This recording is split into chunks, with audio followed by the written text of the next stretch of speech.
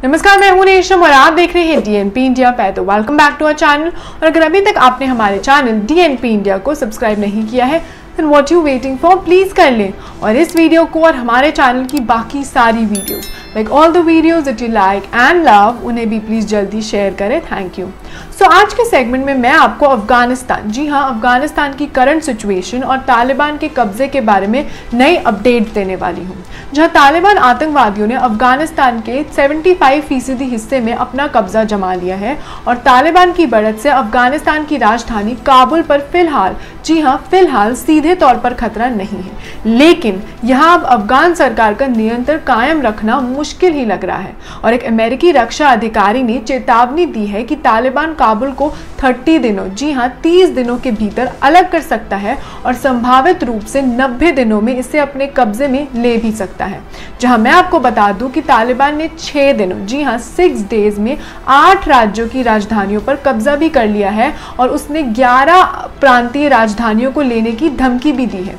जहां अमेरिकी सेना नेतृत्व को जितनी आशंका थी उससे कई अधिक तेजी से अफगानिस्तान सरकार की सेना युद्धग्रस्त देश में तालिबान के सामने पस्त होती नजर आ रही है। लेकिन व्हाइट हाउस, पेंटागन या अमेरिकी जनता के बीच इसे रोकने का जज्बा अब थोड़ा कम ही नजर आ रहा है और अब शायद कुछ करने के लिए बहुत देर भी हो चुकी है।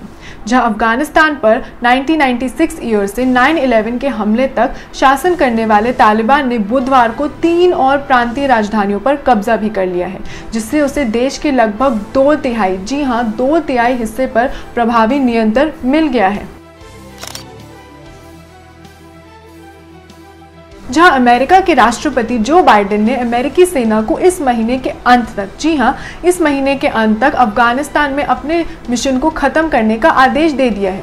जहां अफगानिस्तान से अधिकतर अमेरिकी सेना जो है वो वापस लौट रही है और तालिबान ने अपनी कार्रवाई इसी के बाद तेज कर दी है, लेकिन अमेरिका उसे रोकने की कोई भी कोशिश नहीं कर रहा है, क्योंकि वे जानते हैं कि राष्ट्रपति के लिए एकमात्र उचित विकल्प उस युद्ध को फिर से शुरू करना ही होगा जिससे उन्होंने पहले ही समाप्त करने का फैसला कर लिया है। जहां बाइडेन ने स्पष्ट कर दिया है कि उनका पिछला वसंत के लिए गए निर्णय को उलटने का कोई इरादा नहीं है, जबकि इसके परिणाम तालिबान के अधिग्रहण की ओर इशारा भी करते हैं। जहां मैं आपको बता दूं कि हाल ही में तालिबान ने भारत द्वारा 2019 में अफगान सेना की तोहफा में दिए गए Mi-24 लड़ाकू हेलीकॉप्टर पर कब्जा कर लिया है। जहां बुधवार को कुंदुज एयरपोर्ट पर कब्जे के दौरान तालिबान ने इसे हथिया भी लिया है।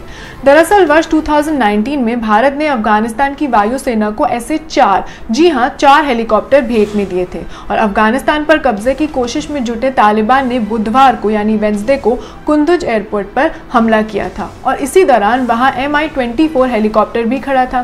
तालिबान ने उसे भी अपने कब्जे में ले लिया। हालांकि ये हेलीकॉप्टर उड़ान भरने लायक नहीं है, क्योंकि अफगानिस्तान की वायुसेना ने इसका इंजन और अन्य पार्ट्स पहले ही निकाल लिए थे। जहां तालिबान का कहना है कि उसने कुंदुज में हेलीकॉप्टर पर कब्जा कर लिया है, हालांकि इस बारे में अफगान सेना ने कोई जानकारी नहीं दी है।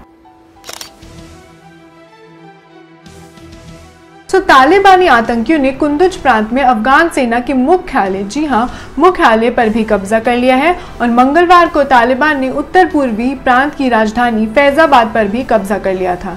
जहां तालिबान ने गत 5 दिनों में 9 प्रांतीय राजधानियों पर कब्जा कर लिया है, जी हाँ, जैसे ही मैंने आपको पहले भी बताया था। तो ये तो थी latest updates on Taliban, Afghanistan and the capture.